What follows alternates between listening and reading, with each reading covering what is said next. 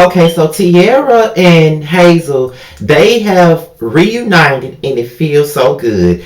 Hazel has returned, Toucan Sam is back in the building, and I must say that she looks much better than what she's looked in previous seasons. I guess she got the right surgeon, the right person to do her nose and face, and she actually looked nice in her confessionals. So you know what I'm saying? It was nice to see Hazel. I'm not gonna lie to you, as much as I used to read Hazel for filth all the time for her being dumb as hell, I do miss her on the show because I do think that she brings it. Honestly and truly, she brings it. You can't take that from her. She brings it. So let's just get into it. They reminisce about their 10-year friendship or whatever, and how they have their ups and downs and shit like that. But I will say that they have a weird ass friendship because the shit that they say to each other, I could never say that to my friends. But some people's friendships are different from others, so yeah, I'm not gonna judge. Um, they talk about Tierra's jail sentence and how she knows that she did not attack the Uber. She feels like she's gonna get vindicated in the whole situation, and there's nothing, she's gonna worry about. And Hazel was like, this is nothing new. Tierra has always been on the goose and be ready to throw hands at every second. So this is nothing new, but she needs her to calm the fuck down and get back to where she needs to be. Then that's when Hazel talks about this hot record that she got out that I have never heard before in my life. Didn't even realize she had a fucking record. So she said she got this song out with Fetty Wap. And Tierra was like, well, I saw you and Masika on Twitter, and apparently they don't think that that's Fetty Wap on the song. But then she said, well, just like she don't think that Fetty Wap is on my song, I don't think that that's Fetty Wap's daughter that she had, and blah, blah, blah. So she just started going on and on and on and on about Masika. And I'm like, so Hazel decides to come back on the show just so she can get at Masika. Girl, I just cannot take you seriously.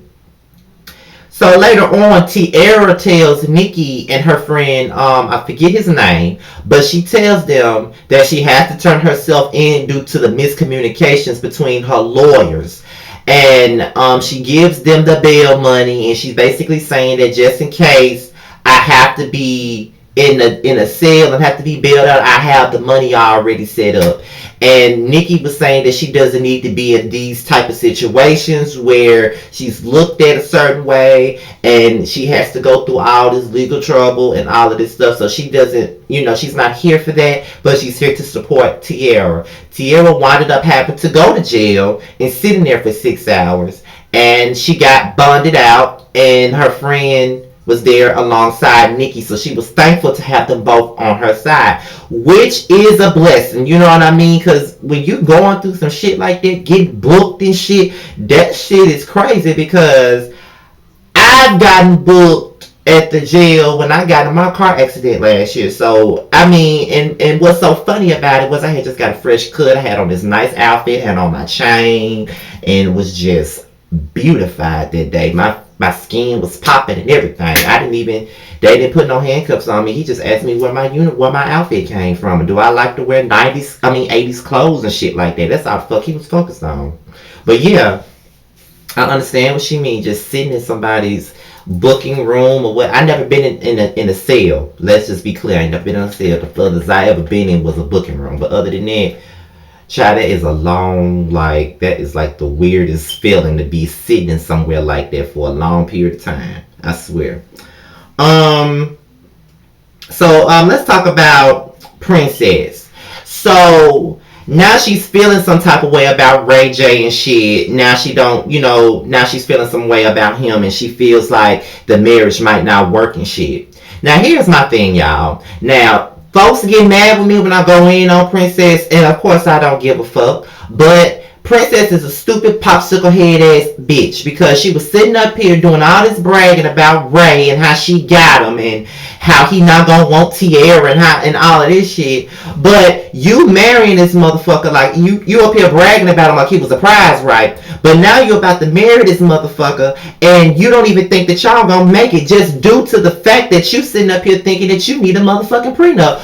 You telling Brandy that you think that you need a prenup. What the fuck do you do that warrants a prenup? That's what I'm trying to figure out, Princess. What the hell do you do? Now, you was dumb as hell to sit up there and only buy your logo but not buy your name. This nigga bought the trademark to your name, Princess Love. He bought that shit. So that's crazy to me. And now you think you need a prenup. That's crazy because you were sitting up here being upset when Ray J's mother brought up the prenup thing, and you were like, well, if we need a prenup, we don't need to get married. But now you want a prenup. Now you feel like you got to be protected. But isn't that what Sonya was saying about Ray? Sonya felt like Ray J needed to be protected. But you didn't understand that not one bit. You didn't understand that at all. You didn't want to understand it. And that's crazy to me. But okay, Princess. Okay, you need to be protected. And then you go and tell the one bitch that can't stay out of nobody's business. So later on, Princess meets with a lawyer about a prenup, and she even said that in the event that they have a child, the prenup should be thrown out the window. Now, he said that was the first time he ever got that, but he'll look into it. So later on down the line, Max and Brandy sit down and they talk about Moniece. And Max was like, he told Fizz what happened. Fizz relayed the message to Moniece, and they got the lawyers on Jason. So she said, why did you tell her that? Why did you tell Fizz? Why did you tell Fizz? And then he was like, well, because I've been around Cam and I've been around Fizz, and Fizz is my homeboy. So with that being said, I just can't be the one to sit up and let his mother get exposed for a sex tape, and I've been around him and shit like that. Like that won't even be cool. So I'm out of loyalty to my friend. Yeah. And here she and Brandy talking about what Bay do. Who is Bay? I thought it was B, but okay, but that's supposed to be your best friend. Okay, bitch. So then she talks about the prenup and how she feels like she should tell Ray. Brandy can't stay out of nobody's business while she talking about she don't like being in other people's business. You can't stay out of other people's business, bitch. Just like Max said, stay in your own lane and worry about your own situation. So then we get into Moniece and Masika. And Moniece was basically telling Masika that once she realized who it was some local rapper that she had a relationship with, and she plans to confront him after she saw that he was gonna be in LA for a show. And then her and Masika get to talking about her situation with Hazel. And basically, from what was being brought to my attention from watching this, Fetty said that he was never on the song. So he even threatened to have the record pulled, and Masika put it on blast that was not Fetty on her song, and that's how her and Hazel got into it like that. So I'm like, oh my god, here we go with the fuck shit. So let's talk about the whole Lyrica thing. Now, they decide to give each other back the cars, and once Lyrica G found out that Pam was in the car, she just lost her ever-loving fucking mind.